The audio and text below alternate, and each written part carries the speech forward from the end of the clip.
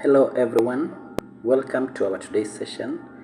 We are going to look at kinematics. We have some equations of kinematics. I have written them here for you. We have the first one. We have V is equal to U plus AT. V is the final velocity, U is the initial velocity, A is the acceleration, and T is the time taken by the particle.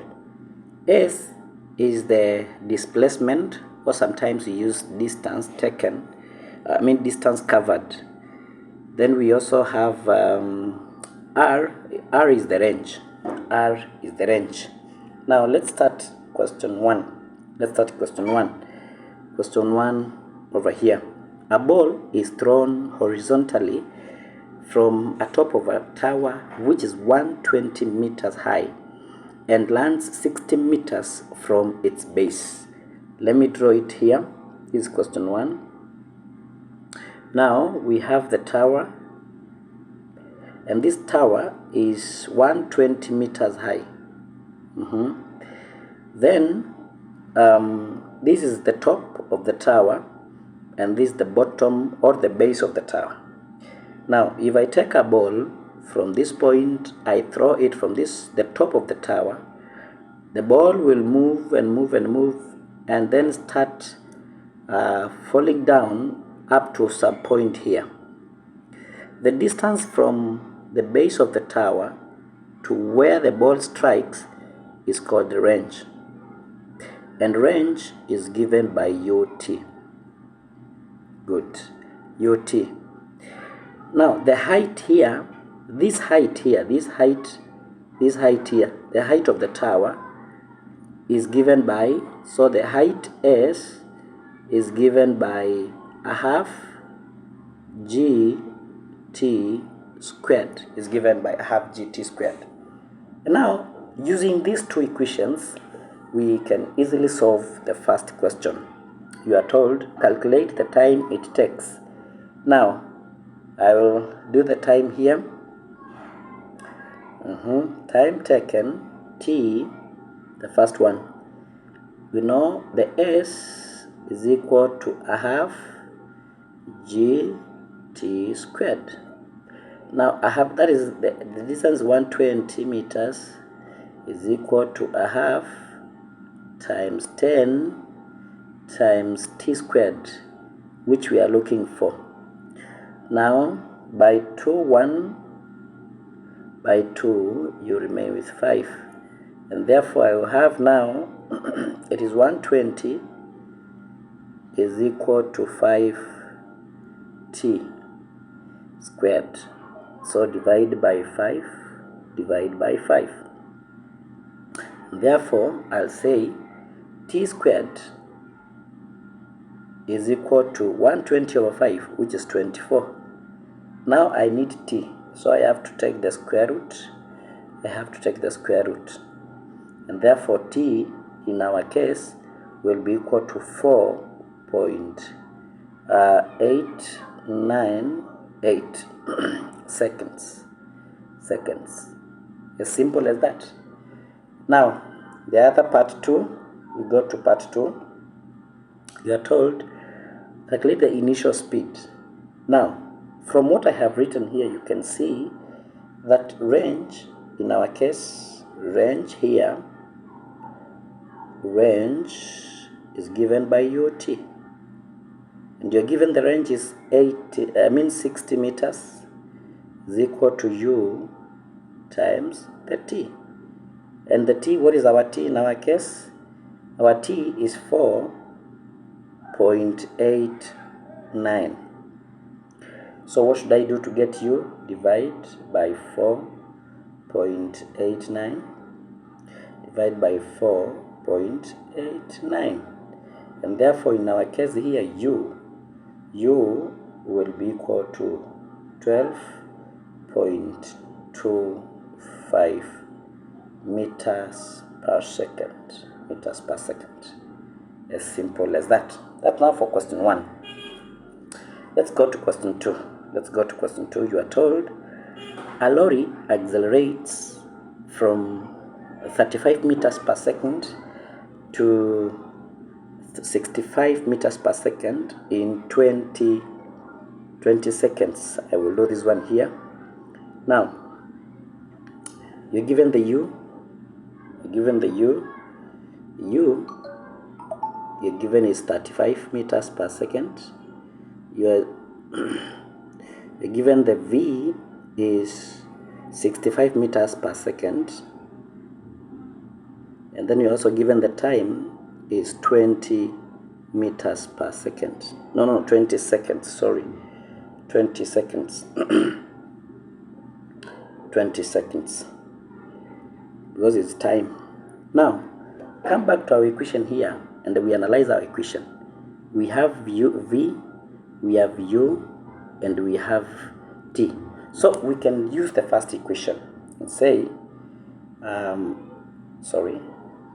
we can use the first equation and say, now V is equal to U plus AT. Okay, so we have V is 65 is equal to 35 plus A multiplied by 20. That means now we are calculating the acceleration.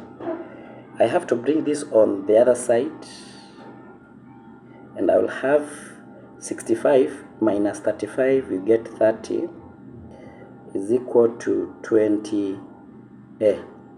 Divide by 20, divide by 20.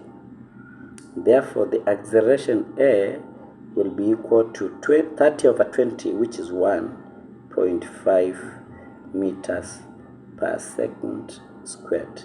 Please take note of the equations of acceleration. It's meters per second squared. Thank you. Let's go to the second part. You are told, calculate the distance. Now, we use another equation.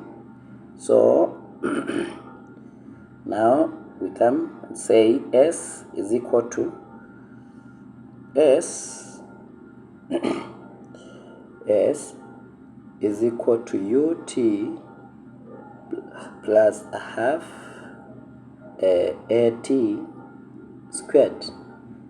Now, what is my U? 35. What is my T? 20 multiplied by 20 plus 1 over 2 times the A, which is 1.5, times T, which is 20 squared. 20 squared. Now, very simple. This part here, you will get 700 when you use your calculator, and this part here, you get it is 300. And therefore, the total distance covered by that particle, which is our bus, it will be 1,000 meters. As simple as that. Let's go to question number 3. A raindrop. I will do question number 3 over here. Now you're told a raindrop was to fall from a height of 1.4 kilometers. What would be its final velocity as it strikes the ground if there was no air resistance? Now, I want to say something here for question 3. Question 3. This is free fall. Question 3, free fall. Now for free fall, the initial velocity will always be equal to 0 meters per second. That's something that you need to know. Number 2, it is falling due to what we call acceleration due to gravity. And therefore our acceleration is equal to gravity here on Earth, which is 10 meters per second squared. Now we are given the S, and the S is 1.4 kilometers. We need to convert this one to meters by multiplying by 1,000. Multiply by 1,000, and this gives you 1,400 meters. Now from that point, we can now get the V. In our case, which equation are we going to use? Come back here and see. We cannot use the first equation. Why? Because we don't have the time, but we can as well calculate the time, no problem. But we also don't have the final velocity. In the second equation, we have the initial velocity, we also have the acceleration, and we have the s. For this case, I will use the second equation. Say, now, so I'll solve this on the second equation, which says v squared is equal to u squared plus 2as. Good. This means u squared is 0 squared plus 2 multiplied by the acceleration. What is the acceleration? 10. And then multiply by the s, which is 1400. And this gives you 28,000. 28,000. But this is equal to v squared. So how do I get v? Square root. Get square root. And also this one square root. And therefore I will have now my v v will be equal to, quickly let me use my phone as my calculator, square root of 20,000, get 167.33 meters per second. That is the velocity at which the raindrop will strike the ground with. Quickly, let's go to question number 4. Question number 4 says, a football is kicked on a level ground at a velocity of 60 meters per second at an angle of 30 degrees to the horizontal. How far is the first bounce? In other terms, range. Very fast and also very easy.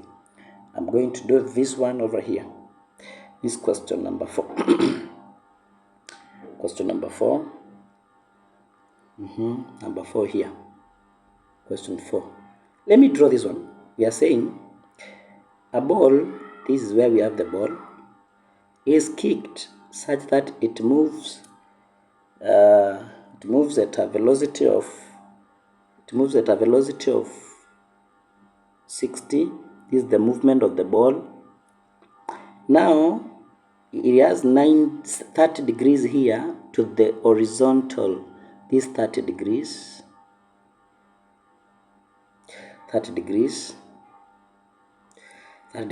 Then we have the initial velocity. The initial velocity in our case, in this case, it is 60. Yes, let me just confirm. 60 meters per second. So at this point, it is moving at 60 meters per second. That is the u. Then from this point to where the ball will strike is what you call the range. Now, please take note of this. From my equation over here, I have said range is given by two formulas. We have this and we have this. Now, this one is for one dimensional. That is in a case whereby you are told it is affecting only one side, and that is the x-axis only. But in this case, the particle is affecting both the y-axis and the x-axis, and therefore for this case we are going to use this one as our formula. Now bringing it down here, I will have therefore range is given by, now range is given by u squared sine 2 theta all over g, where theta is the angle you are given. Now, in this case, my u is 60 meters per second, so 60 squared sine 2 times theta, which is 30. Then all this you divide by the gravity, which is 10. And this one, when you key in this one in your calculator, let me see what I will get. Sorry, just a minute. I have 60 squared, 60 squared. Yes. Then times sine 60. Sine. Sorry, just a minute. I'm working on it. Times sine 60. Yes. Sine 60. And this you are getting 317 meters. 317 meters when you do everything. Now we have the other part, easy, and that's as simple as that. Don't forget the units of range is meters. We go to question number 5. Question number 5 says an airline must reach a speed of 100 meters per second to take off, that is to start, if the length of the runway is 2.0 kilometers. So you're given the S, you're also given the final velocity, and the aircraft accelerates uniformly from rest. Calculate the acceleration. As simple as this. I'm going to do this one here. Let's analyze together with you. You're given question 5. You're given that you're given the V is 100 meters per second, and then the U, it's from rest, so it's meters, 0 meters per second. You're also given S, which is 2. Let me just confirm, 2.4. yes, no, 2.0. It's 2.0 kilometers. Even before we go further, let's change this one to meters by multiplying by 1000. So it will be 2.0 multiplied by 1000, and this gives you 2000 meters. 2000 meters. Then what else? Nothing else are given. Now you're trying to find the time and even the acceleration. Very simple. We can use V squared is equal to U squared plus 2S. My V is 100. So this one you square is equal to 0 squared 0 squared plus 2 multiplied by acceleration, which we are looking for, then multiplied by 2000. And this means 100,000, 100 times 100 get 10,000 is equal to 20. Sorry, this 40 should be 40. Get 4,000 A. We need A, divide by 4,000, divide by 4,000. Therefore, to get the A, in our case, it will be what? Very fast. Just to divide, just a minute, I'm using my calculator. 10,000 divide 4,000. Yeah.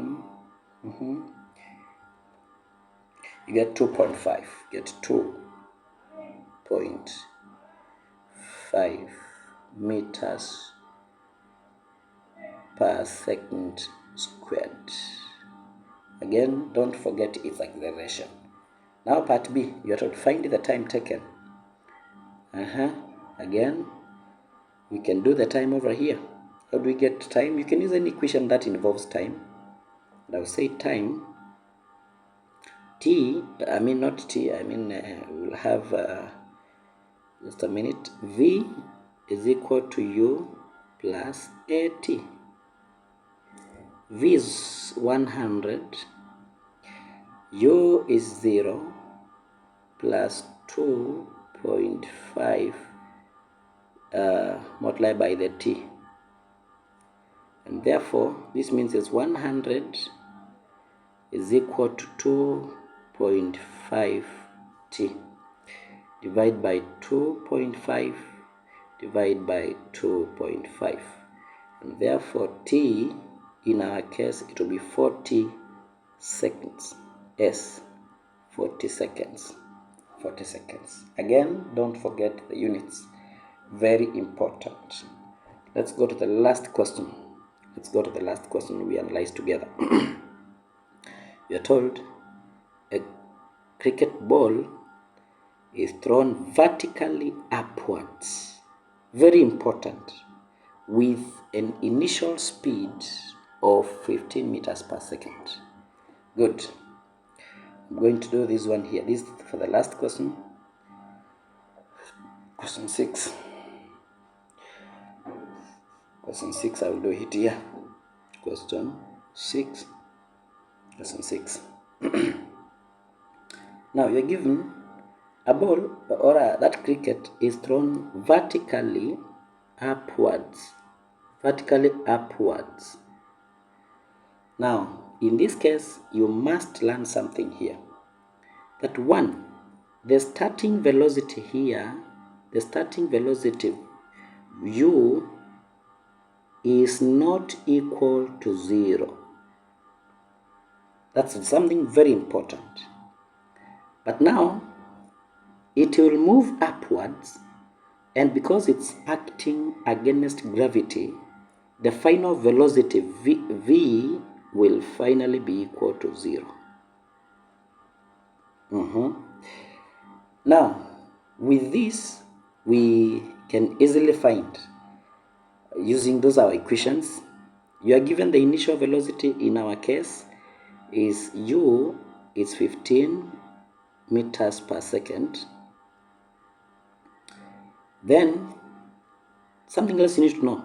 It is acting against gravity. So our acceleration will be equal to negative 10 meters per second.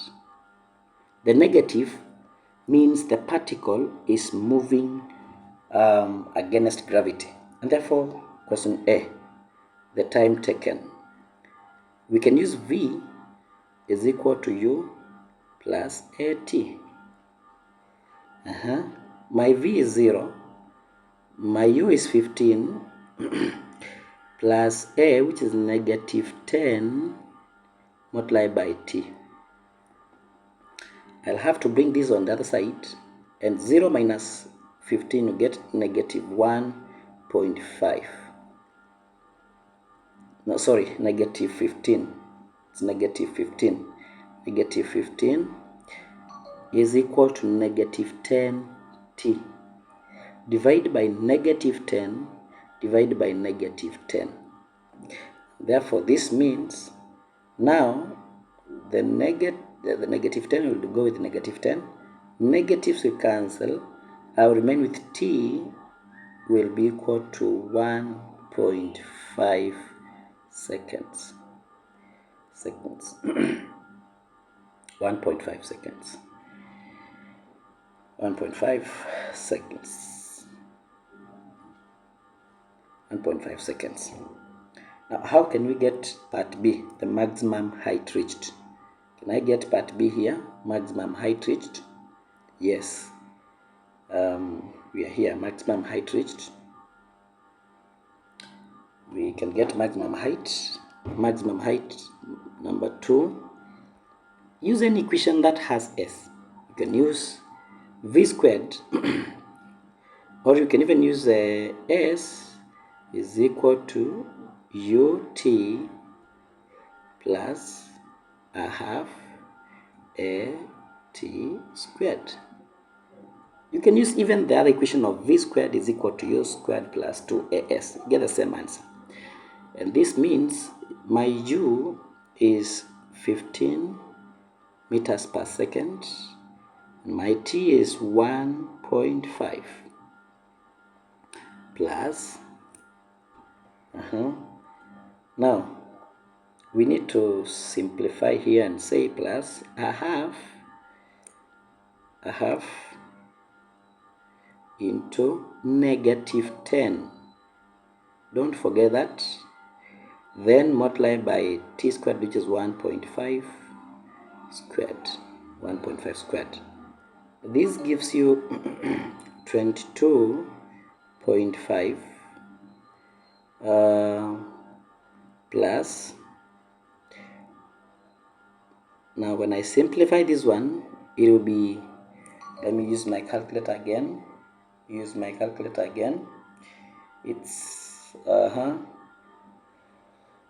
negative 5 times 2.25.